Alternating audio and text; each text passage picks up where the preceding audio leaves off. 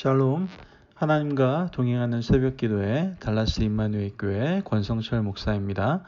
오늘도 하나님과 동행하며 풍성함을 누리시는 저와 여러분 되시길 축복합니다. 오늘 말씀은 역대상 6장 1절에서 15절까지의 말씀입니다. 역대상 6장 1절에서 15절의 말씀. 레위의 아들들은 게르손과 그앗과 무라리요, 그앗의 아들들은 아므람과 이스알과 헤브론과 우시엘이요, 아므람의 자녀는 아론과 모세와 미디암이요, 아론의 자녀는 나답과 아비후와 엘르아살과 이다말이며, 엘르아살은 비나스를 낳고 비나스는 아비수아를 낳고 아비수아는 붓기를 낳고 붓기는 우시를 낳고 우시는 스라히야를 낳고 스라히야는 무라요스를 낳고 무라요스는 아마랴를 낳고 아마랴는 아이둡을 낳고 아이둡은 사독을 낳고 사독은 아히마아스를 낳고 아히마아스는 아사랴를 낳고 아사랴는 요하난을 낳고 요하난은 아사랴를 낳았으니 이 아사랴는 솔로몬이 예루살렘에 세운 성전에서 제사장의 직분을 행한 자이며 아사랴는 아마랴를 낳고 아마랴는 아이둡을 낳고 아이둡은 사독을 낳고 사독은 살롬을 낳고 살롬은 힐기야를 낳고 힐기야는 아사야를 낳고 아사야는 스라야를 낳고 스라야는 여호사닥을 낳았으며 여호와께서 느부갓네살의 손으로 유다와 예루살렘 백성을 옮기실 때에 여호사닥도 가니라. 아멘. 하나님의 말씀입니다.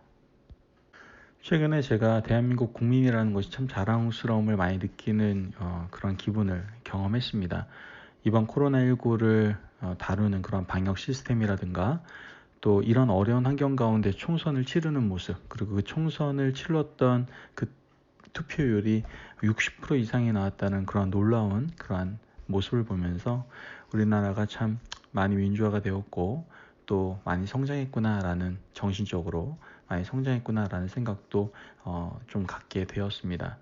대한민국 국민으로서 분명 누릴 수 있는 권리와 의무가 존재합니다. 그러나 이 모든 것에는요, 공통 분모로 책임이라는 것이 있지 않을 때에는 그 나라는 절대로 건강한 나라, 또 깨끗한 나라가 되기 어렵죠. 무질서하고 부패한 나라가 될 수밖에 없을 겁니다.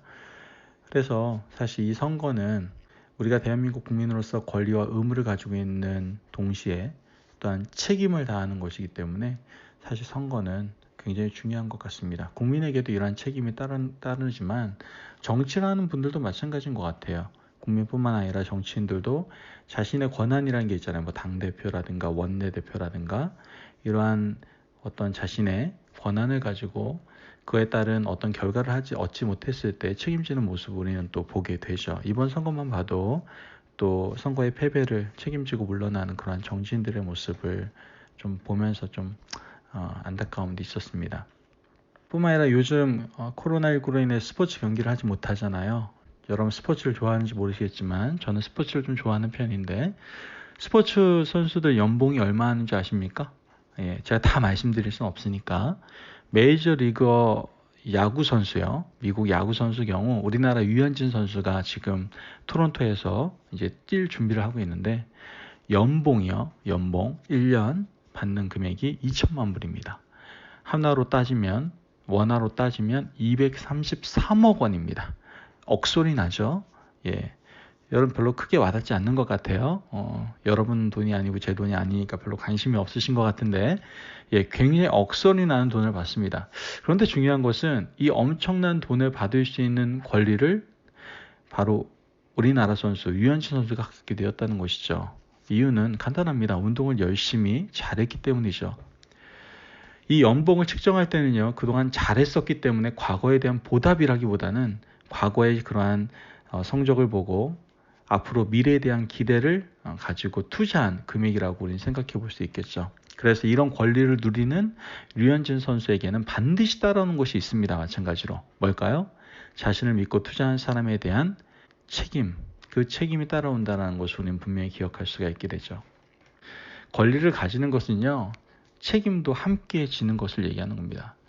권리와 책임, 의무와 책임이라는 이 두 분을 함께 감당할 때 그 사람은 건강하고 참 괜찮은 사람이다, 훌륭한 사람이다라고 얘기할 수 있죠. 의무는 다 하지 않고 권리만 주장하는 사람이 있다면 여러분 그 사람은 가까이 하지 마십시오. 별로 좋은 사람은 아닙니다. 오늘 말씀을 보면 이스라엘 12지파 중 가장 많은 권리를 누린 지파는 바로 레위 지파였습니다. 가나안 땅에 들어간 이후 12지파에게 땅을 분배할 때 레위 지파는 땅을 분배하지 않았죠. 농사 지을 땅이 없고 목축할 곳이 없어서 레위 지파가 가장 하지 않았냐라고 생각할 수 있지만 땅을 받지 않았기 때문에 농경이나 목축에서 자유로운 지파 중에 유일한 지파가 바로 레위 지파였죠. 대신에 하나님께서는 레위 지파에게 12지파의 중요한 성읍 48개를 주시죠. 도피성이라고도 얘기하죠. 우리가 오늘 읽은 본문 후반부에 나오는 여러 지역 목초지를 레위 지파에게 주신 거예요. 하나님께서 이 레위 지파에게 성읍을 주시고 농사와 목축의 의무를 벗어나게 하시는 걸 보게 되죠. 그러나 권리에 따르는 의무가 분명 그 책임이 따라오기 마련이죠. 그들에게 준 의무, 책임은 각 지파별로 흩어져 있는 48개 성읍에 살면서 이스라엘 지파의 신앙생활을 어떻게 해요? 책임져 주고 함께 해주라는 거였어요. 즉 예배와 신앙교육 또는 분쟁이 있을 때 좀 책임을 지라는 하나님께서 주신 명령이었죠. 좀 책임자가 되라는 거였죠. 하지만 레위 지파는 가나안 땅에 정착할 때부터 시작해서 하나님께 주신 이 일을 성실하게 감당하지 못했던 걸 보게 됩니다. 그 결과 사사시대, 그 엄청난 혼란이 찾아왔고요. 왕정시대를 거치면서 의무를 다하는 그러한 제사장을 찾아보기가 너무 어려웠죠. 제가 말씀드렸다시피 자기가 있는 그 48개 성읍 중에서 자기 지역은 마음에 안 드는 거예요. 그래서 자기 마음대로 그 의무를 다하지 않고 이탈하는 그런 레위인들이 발생을 하지 않습니까? 오늘 본문을 가만히 들여다보면요. 레위 지파 제사장의 이름이 족보로 계속 이어지고 있잖아요. 그러다가 남유다가 완전히 망할 당시에 대제사장 이름을 언급하고 있는 걸 보게 됩니다. 오늘 우리가 함께 읽은 15절 말씀인데요. 여호와께서 느부갓네살의 손으로 유다와 예루살렘 백성을 옮기실 때에 여호사닥도 가니라 이렇게 얘기하죠. 자, 여호사닥은 남유다가 망할 때의 제사장이었어요. 남유다가 바벨론에 의해서 완전히 망할 때 제사장 이름 여호사닥을 기록하고 지금 이 여호사닥 제사장이 바벨론 포로로 잡혀갔다라고 지금 성경은 얘기하고 있는 것이죠. 왜 이 제사장의 이름을 언급하고 있는 걸까요? 뭐가 특이한 것이 있는 건가요? 여러분 여기서 우리가 주의 있게 봐야 되는 것은 바로 그것은 나라가 망하는 데 있어서 왕에게만 잘못이 있는 것이 아니라 누구에게 잘못이 있는 거예요? 신앙의 교육을 제대로 하지 못하고 예배를 제대로 지키지 못하고 하나님께서 허락하신 맡겨진 그 모든 사명을 감당하지 못한 바로 제사장들의 문제도 있다라는 것을 하나님께서는 분명히 말씀해 주고 계시는 것이다라는 거예요. 농사와 목축에 노동의 수고를 면제해 줬죠. 그러면 신앙교육 제대로 해야 될 거 아니에요. 예배 제대로 드려야 될 거 아니에요. 그런데도 불구하고 신앙교육도 제대로 하지 않고 예배도 제대로 드리지 아니하고 또 율법 전승도 하지 못해서 유다가 망하고 이스라엘이 하나님의 말씀에서 떠나게 한 죄를 여호사닥 제사장 너가 져라 라고 하나님께서 말씀하시는 거예요. 유다가 망할 때 제사장 여호사닥도 함께 가니라 라는 이 말씀을 통해서 제사장의 죄를 묻는 하나님의 심판을 우리는 깨닫게 되고 또한 이 말씀을 통해서 우리도 좀 무거운 마음을 가져야 될 거라고 생각합니다. 왜냐하면 여러분 이 말씀 드려서 그래 목사님 똑바로 해야 돼. 그래 전도사님 똑바로 해야 돼. 하나님께서 이런 귀한 직책 주셨는데 열심히 해야지. 예, 맞습니다. 이 나라가 어두워지는 것, 이 세상이 어두워지는 것, 점점 부패해지는 것, 영적 리더의 책임이 있음을 분명히 깨닫습니다. 물론 목회자들도 깨어 있어야 됩니다. 더 말씀을 사모해야 되고 더 영혼을 사랑해야 되고 하나님의 영광을 위해서 우리는 더욱더 힘써야 됩니다. 그런데 이것은 꼭 목회자만을 얘기한 건 아니죠. 왜냐하면 하나님께서는 오늘 우리 모두에게 왕같은 제사장의 직분을 어떻게 해요? 주셨기 때문에 그래요. 저만 목회자가 아니라 여러분도 지금 이 세상에 살아가고 있는 왕같은 제사장들의 직분을 감당하는 자들이다라는 것이죠. 하나님의 백성은요, 구원받은 사람들이에요. 우리가 구원받은 사람으로서 가정의 자녀들에게 신앙교육을 해야 될 의무가 있는 사람들이라는 거 우린 기억해야 되죠. 우리가 함께 살아가는 공동체 안에서도 신앙을 전수하고 가르쳐야 될 의무가 있는 사람들이 바로 구원받은 저와 여러분들이다라는 거예요. 내가 속한 공동체가 하나님의 심판을 받는 지경에 이르게 된다면 그 책임에서 저도 여러분도 자유로울 수가 없다라는 것이죠. 우리 가정, 내가 생활하는 일터 터전, 이 나라와 민족 모든 공동체가 나와 함께 관계된 것이기 때문에 여러분, 우리 모두에게는 책임이 있을 수밖에 없어요. 여러분, 하나님께서 오늘 우리에게 묻습니다. 너는 이 책임에서 과연 자유할 수 있느냐? 너 혼자만 구원받고 너 혼자만 신앙생활 잘하는 것으로 그치지 말고 내가 너에게 허락한 책임, 왕 같은 제사장의 의무를 성실하게 감당하라라고 하나님께서 말씀하고 계시는 거예요.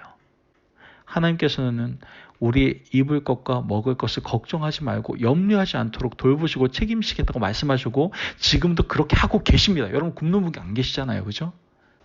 그 옛날 먹는 것, 입는 것으로 레이지파를 책임져 주셨던 것처럼 오늘 우리가 먹는 것, 입는 것, 사는 것을 걱정하지 않고 책임져 주시겠다라고 하나님께서는 약속하시고 있는데 이루어주고 계십니다. 그 이유가 무엇이라고 생각하십니까? 그렇게 우리를 책임져 주신 이유가 무엇이라고 생각하시냐고요? 바로 너희들은 왕 같은 제사장의 의무를 감당하라고 책임을 다하라고 하나님께서 주시는 은혜의 선물이었다라는 것이죠. 여러분, 우리가 그 권리와 의무를 기억할 때 우리의 책임도 기억하며 살아갈 수 있어야 됩니다. 우리 가정, 우리 일터, 만나는 모든 사람에게 우리는 왕 같은 제사장의 의무를 성실히 감당할 수 있는 하나님의 자녀들이 되어야 될 줄을 믿습니다. 아멘. 만날 때 너무나 사무적으로 만나지 마십시오. 일 때문에만 얘기하지 마십시오. 여러분은 그렇게 살아가기 위해서 존재하는 사람들이 아닙니다. 하나님께서 여러분들 자녀 삼아 주셨습니다. 여러분들 그러한 권리를 가지고 있고 또한 그에 따른 책임, 즉 왕 같은 제사장의 의무를 감당해야 될 책임이 있음을 여러분들 꼭 기억하시기를 바랍니다. 그렇다면 만나는 사람들을 사무적으로 일 때문으로 만나는 것이 아니라 주님의 뜨거운 사랑을 전하며 그 생명을 흘려보낼 수 있는 그러한 삶을 우리가 살아가야 될 줄을 믿습니다. 오늘도 우리에게 말씀하십니다. 너는 책임을 다하고 있느냐? 아멘 주님, 오늘도 저는 왕같은 제사장의 의무를 감당하며 책임을 다하며 살겠습니다라고 자신 있게 담대하게 말하며 하루를 살아갈 수 있는 저와 여러분 되시기를 축복합니다. 아멘. 기도하겠습니다. 하나님 감사합니다. 오늘도 우리의 귀한 말씀을 주셔서 오늘 이 시간에 우리 자신을 다시 한번 돌아보고 하나님께서 우리에게 허락하신 권리와 의무와 책임을 다시 한번 생각하게 하시니 감사합니다. 하나님, 우리는 하나님의 은혜로 말미암아 거듭났습니다. 구원받은 자들입니다. 왕같은 제사장들입니다. 하나님, 우리가 왕같은 제사장임을 늘 인식하며 이제는 우리가 마땅히 해야 될 의무와 책임을 다할 수 있는 인생을 저희들이 살아갈 수 있도록 주님 도와주시고 함께하여 주옵소서. 오늘도 온전히 제사장으로서의 귀한 역할, 하나님을 믿지 않는 모든 사람들과의 모든 관계를 연결해 줄 수 있는 아주 귀한 역할을 감당하는 저희들이 되기를 간절히 소망하며 예수 그리스도의 이름으로 기도합니다. 아멘. 오늘도 하나님과 동행하며 풍성함을 누리시는 저와 여러분 되시기를 바랍니다. 오늘도 내가 있는 그 자리에서 왕같은 제사장의 의무를, 책임을 다하시기를 간절히 소망합니다. 승리하십시오.